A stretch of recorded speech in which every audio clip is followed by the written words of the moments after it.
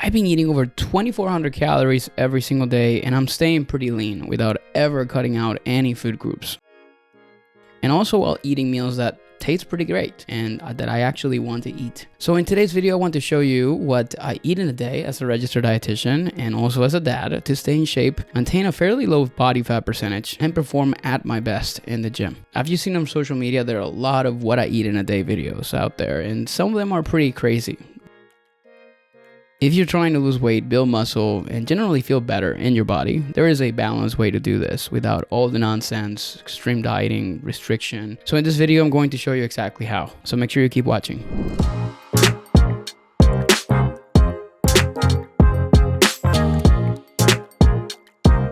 Hey, welcome back to my channel. It's Andres here. If you are subscribed, happy to see you again. If you're not, welcome. I'm a registered dietitian who works with busy dads like myself to help them get control of their nutrition habits and build a physique that they actually want without the restricted dieting, cutting out a lot of the foods, and just honestly doing it the easy way. And I do this by teaching a flexible approach to nutrition that prioritizes hitting calories and macro goals for fat loss. What I do on this channel is make healthy eating for fat loss and performance as simple and convenient as possible with practical strategies and tips that you can start adding to your life right away. Today's video is actually going to be a little bit different than usual because today I'm taking you behind the scenes of my own diet to show you how I practice what I preach when it comes on to eating foods that I enjoy without restriction while hitting specific nutrition targets for my goals. I'm going to take you through a full day of eating that adds up to around 2,400 calories a day and 175 to 180 grams of protein. I'll show you my meals throughout the day, and also I'm going to talk about the reasoning behind each meal and snack that I have so you can get a better idea of how you can apply this to your own diet. Side note, I do this with my clients too. Now my meals change a little bit from day to day, but overall this is a pretty typical day on my plate, including some of my favorite easy to make meals. So let's get right into it. I'm an early riser. I wake up anywhere between 4:30 to 5 a.m. each morning.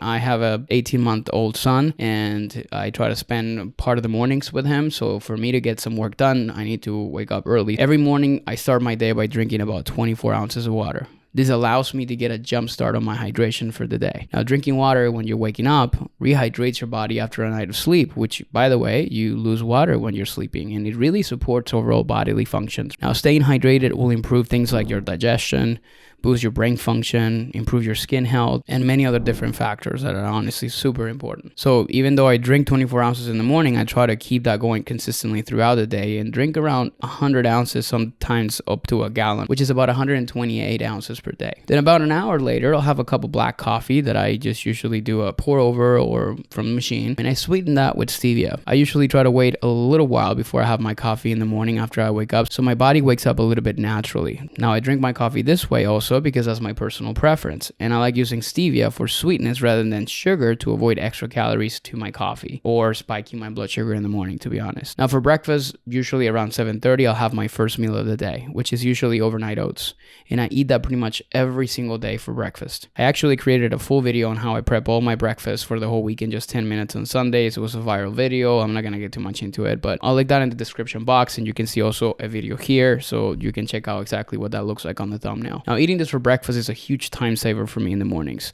I'm already busy as it is, and I try to simplify things as much as I can. This recipe is super simple. It's a combination of about 50 grams for half a cup of oats, 1 scoop of protein powder, 1 tablespoon of dark chocolate chips because I like that sweetness in the morning, tablespoon of powder peanut butter, and a tablespoon of chia seeds, and then as much milk as I need to get it to the right consistency, which is usually about 3/4 of a cup. Then I'll top that with some berries and some nuts depending on what I really feel like I want to have that day. Now this adds up to around 600 calories and 35 to 40 grams of protein depending on the specific topping that I'm actually adding. When I'm trying to maintain my current weight, this breakfast is a great size for me. But if I'm trying to lose fat, this recipe is perfect because it's also easy to modify based on whatever macro and calorie goals you're trying to hit. For example, if you wanted to reduce the calories of that meal, you can probably cut the amount of oats a bit or maybe leave out the chocolate chips and the nuts. This actually brings an important point I really want to make about oat meals, which is that you never have to completely cut out a specific meal from your diet when you're you're losing fat. But instead, it's all about making small tweaks and swaps to that specific meal to modify the calories and macros based on whatever your goals are. Now, what I love about this breakfast, which is something you should also aim for in every meal you make, is that it has a solid amount of protein, the ultra high fiber carbohydrate, and it also has chia seeds for extra fiber. Then you also have the berries in there for color and even more fiber. Protein, fiber, and color are the key ingredients if you want to make every single meal satisfying, and also for you to control your hunger, particularly when you're really trying to reduce your calorie intake. Protein and fiber both have amazing satiating effects, and they'll slow your digestion and affect your hunger hormones to help you feel fuller for longer, so you can avoid the extra snacking throughout the day that ends up adding up in calories. Since this breakfast keeps me pretty full, I'll usually only have water and coffee until about 1 p.m. when I'll have some lunch. Now, I rarely snack in the morning, but this is a personal preference, and that's based on my own hunger levels, and whether you choose to have a snack in the morning, that's 100% up to you. Now, for lunch, I usually have a rice base, some type of meat source, and some vegetables. I'm Hispanic, so I think I base a lot of my carbohydrates from rice. On the specific date that I filmed this, I had something called pabellón, which is a typical Venezuelan dish with white rice, shredded meat, black beans, and I added some greens and tomato to it. Now, something that's really important to me and something that I prioritize with my clients is being able to add the foods that are part of your culture regardless of what your goals are. So I'll have to do this where I'll have a typical Venezuelan meal, and then if I feel like it's needed, I might add something to it, like the extra veggies, or I'll tweak some of the ingredients to make it more in line with my nutrition needs to reach whatever goals I'm working towards to. As I mentioned, for this meal, I had white rice. And now a lot of people might start to think that white rice is bad or should have used brown rice because that's healthier. So why did I choose white rice? Honestly, it's because I like it. Traditionally,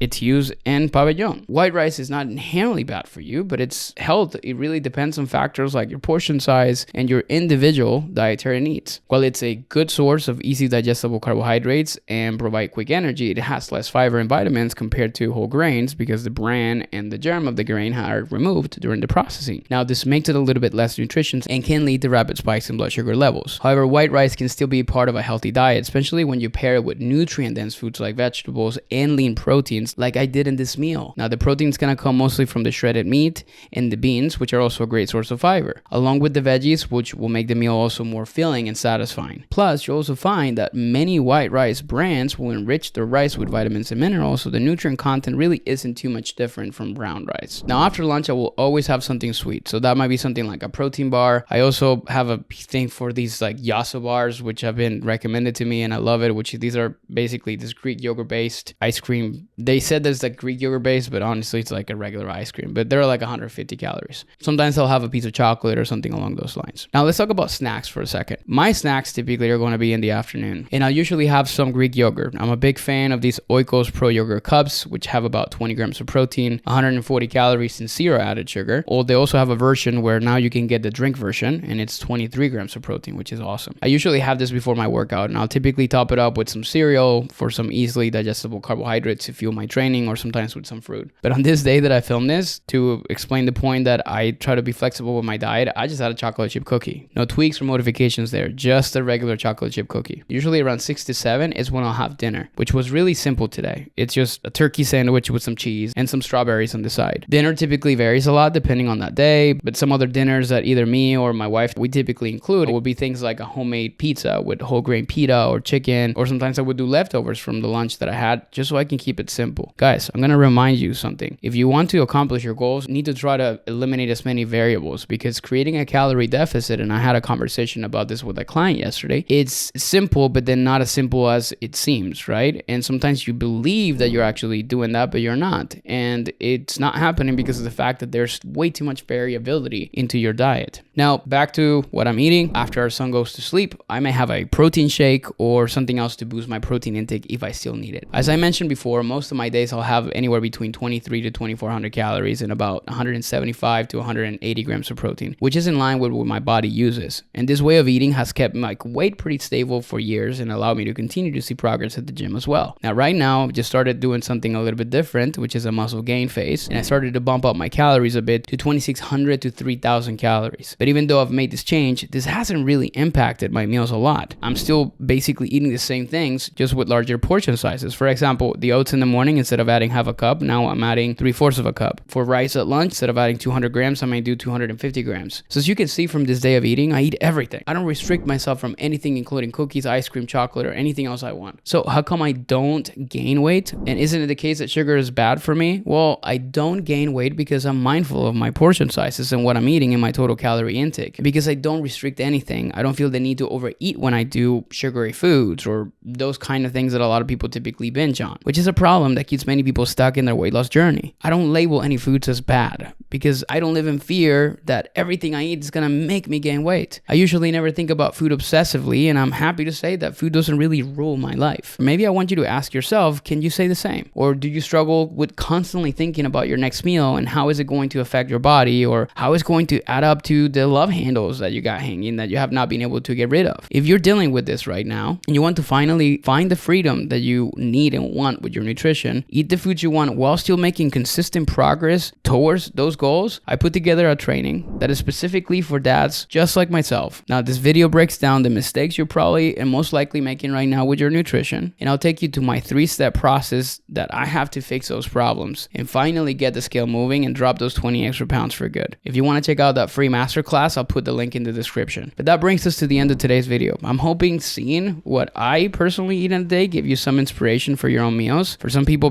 I guess like look up to what I eat, mostly because I'm a dietitian. Maybe some of you guys don't even think that matters, but just wanted to show you that you can really be flexible with your nutrition when you have the right strategy to manage it. And remember, if you're a dad who's looking to improve your nutrition for you and your family, make sure you hit subscribe because I come out with a new video every single Tuesday. In fact, go back and check out some of the other stuff I've ever posted in the past, and I'm hoping that can help you reach your goals. Got any questions or comments? Drop them below. See you in next week's video.